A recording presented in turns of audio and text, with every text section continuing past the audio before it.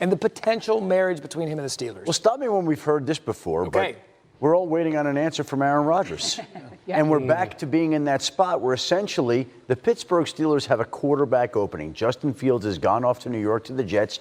The Steelers need a quarterback, and Aaron Rodgers has emerged as a clear option for the Pittsburgh Steelers. There are people across the league who want him to play there. There are people in Pittsburgh that want him to play there, but the man himself has to say that I want to play there. And to date, he has yet to do that. And so the Steelers are waiting for an answer from Aaron Rodgers, as are the New York Giants. Russell Wilson's out there.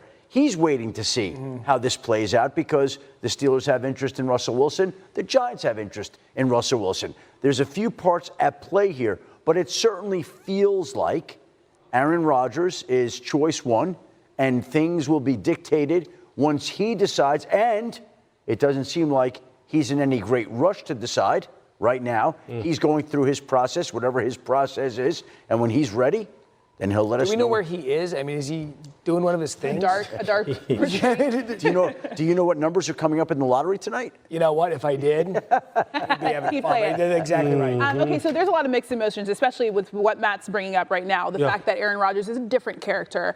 How do you feel like he would fit in Pittsburgh, Lou? Yeah, I've said all along that I think this is a player and a team that need one another at this point in his career and at this point in Mike Tomlin's career as far as what this team is capable of doing and what it's not capable of doing. What I mean by that is this. Pittsburgh needs to level up at the quarterback position.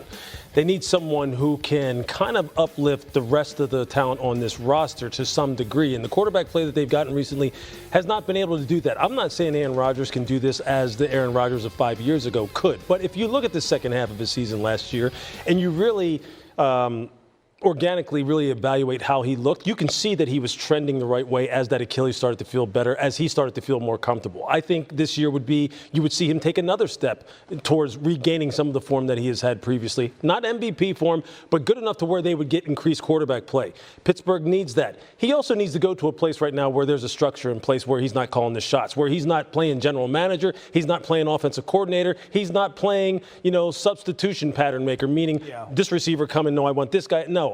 That's already set in place. He needs to just go concentrate on playing football, and maybe they could get the best version of him, and that's exactly what Pittsburgh needs, considering, look at what they've already done. Look at the wide receiver group on this football team. Look, this group doesn't need someone who's passive. They need someone who's kind of established, who can tell them, look, DK, this is what I need from you. George Pickens, this is what I need from you. Maybe he could give them that. But you know what it's like to play football in Pittsburgh. You and I were in Pittsburgh a couple of years ago, drove through Pittsburgh and talked about how unique of a city it is. Yep. Does someone like Aaron Rodgers fit a very blue-collar type city that expects a little bit of difference from their professional athletes, especially the Steelers? Well, you know what? I mean, Green Bay is a blue-collar type of city. It's true. Small town, all football. There's not a whole lot of fanfare up there. It's just about the Packers up there. Look, Aaron's a smart individual. Okay, I think he's very aware of where he's at this point in his career and what he really needs in order to end this thing the way he wants and for the narrative and the talk surrounding him to be where he wants it to be. Now, I would be concerned with that. I would want it that way. I don't know if he cares about that. But I think Pittsburgh is the kind of place that really could do him some good, and Pittsburgh could really use a guy like this again, because they're in no man's land when it comes to quarterback play right now. What are they going to do in the draft? And you brought up Russell Wilson. Yeah, but see, that doesn't level them up. See, you're like, I'm telling you what, if I'm a Pittsburgh Steelers fan, or if I was working in the building, we're going, hey, look, we're going to bring Russell back and we're going to run it back. I'm going to be like, okay, that's what we're doing. And that's not being disrespectful. Let's just being honest. By the way, so let's just being honest. Let me take it one step further. Let's say Aaron Rodgers, for whatever reason, decides he wants to play with the Giants or another team or wait or not play at all. What do the Pittsburgh Steelers then do? Okay, they don't want Russell Wilson. Well, what I'm saying, I mean, sometimes you're going to have to do something because you need somebody to line up. All right, so let's just say that is the option that you feel collectively is the one that gives you the best chance to be competitive and continue to win enough football games to where people aren't just absolutely trying to burn down the stadium. Fine, but I'll tell you what, where they're sitting in the draft, you have to start considering, okay, is there a quarterback prospect in this draft that we think could be a potential starter that isn't a slam dunk? Like everyone's looking for the slam dunk franchise quarterback, the next Jayden Daniels. He's not out there, not where they're picking. But I'll tell you what, there are some guys. Tyler Shuck. Tyler Shuck. You took that name right out of my mouth. How did you guess that, Adam? You should have seen the eyes he made with Tyler Shuck when we were at the Senior Bowl together. I'm just telling you. Hey, okay, so you think it's just my eyes. I'm telling you what, the NFL world has some eyes on this man too now. What? Look, you know how I am about quarterback play. Yeah. And you know when I get locked on, I'm locked on. Tyler Shuck is going to be a damn good pro. Where Pittsburgh's picking, I'm sure he'll be available. Maybe they move down. There's no teams behind them that need a quarterback. Lou, you never said that to me either, right? What's that? Oh, that's just off the dome. That was a time. You never said to me that you loved Tyler Shuck, that you saw him with the Steelers or anything, that he could be an option. That was literally, I just randomly guessed that because I've heard other people in the league talk about the fact that okay, Tyler so it is Shuck a guy would be a fit in Pittsburgh. That makes sense. Okay, but Hey, I do want to ask. Making news, Adam, baby, making news. Where exactly, we're obviously waiting to see what Aaron Rodgers does, but where exactly does this things with Russell Wilson stand? Where could he land? Well, I think Russell Wilson is talking to teams. He's talking to the Steelers. He's talking to the Giants. We're waiting to see. But I think, honestly, these teams want to see what Aaron Rodgers is doing first. And so that slows down Russell Wilson. Now, that doesn't mean that at some point in time, Russell couldn't do a deal right now. I think he could. But I think he's also smart enough to see that some of these options aren't going away, and he's happy to sit back and wait and see. So there are a couple of combinations, factors at play here as to why Russell Wilson hasn't decided on a new team yet. He could sign right now if he wants. You're talking about in Pittsburgh? Somewhere. Gotcha. I got you. One of those two. With what you said earlier, you can't send it back to Pittsburgh. You just can't do it based on how the last season ended. Yeah, unless you're just stuck, right? Unless Aaron Rodgers goes somewhere else. Yeah. And you have to have someone on the depth chart. You have to have someone who can line up, get the offense run at a competent level until you get your next best alternative. Tyler Shuck, we just said it. Hey, we're just making matches. But see, when Shefty says that there's been some talk in the league, sometimes I'm getting these things right. I can't wait to see this go down. That's actually my favorite part of this upcoming draft, the Tyler Shuck saga. You and me both. Gentlemen, all right, thank you. Thank you, guys. Among the notable remaining free agents is five-time Pro Bowl edge rusher Joey Bosa. On the offensive side, there's Super Bowl champion guard Mekhi Becton, along with a pair of wideouts in Stephon Diggs and Amari Cooper. Who has work to do is NFL analyst Louis Riddick is back with us. Okay, winners and losers time. Give me the winner in the AFC, Louis. You have to like what New England is doing right now. Mike Vrabel and company have really gone ahead and identified the kind of players that they want.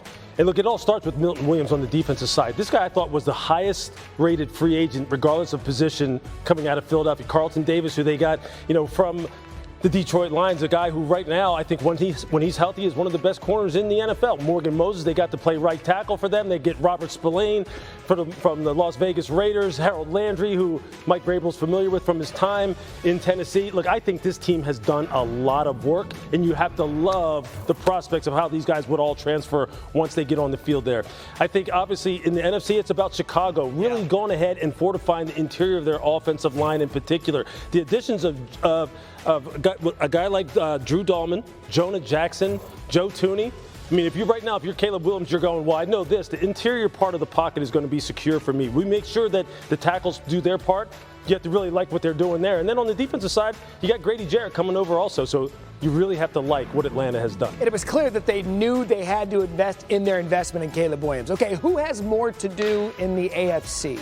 Well, you got to start with Baltimore for me. I think on the corner, they have to make sure that they add somebody out there that can play some lockdown coverage.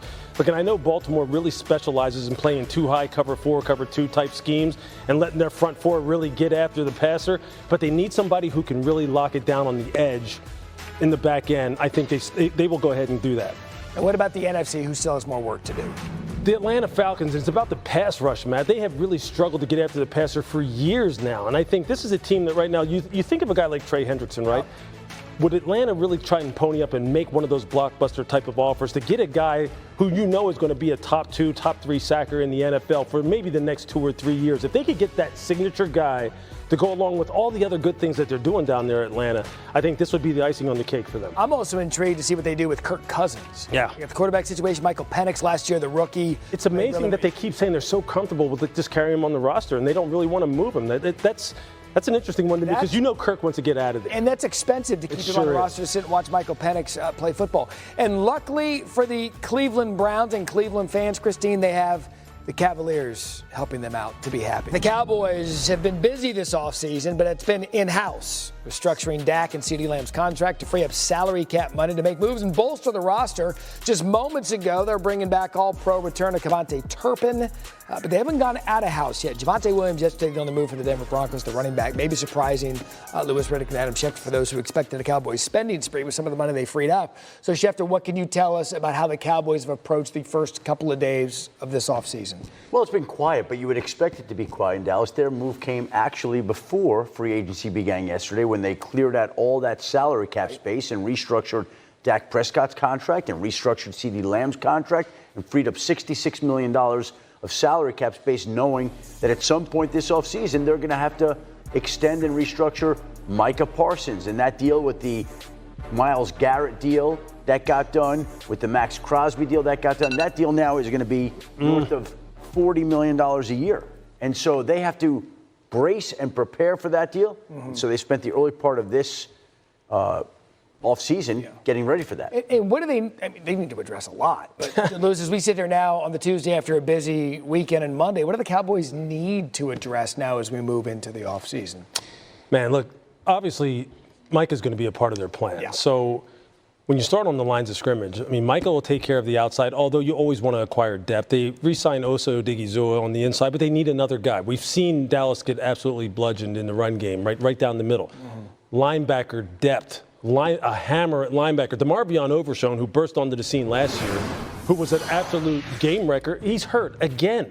So they need linebacker help. In the secondary, Jordan Lewis leaves via free agency, who was one of the better corners, one of the better nickel corners in the league, who played the slot position, the star. What do they do there? Running back, what are you going to do there? I mean, look, you need a guy really to be a tone setter, a guy who can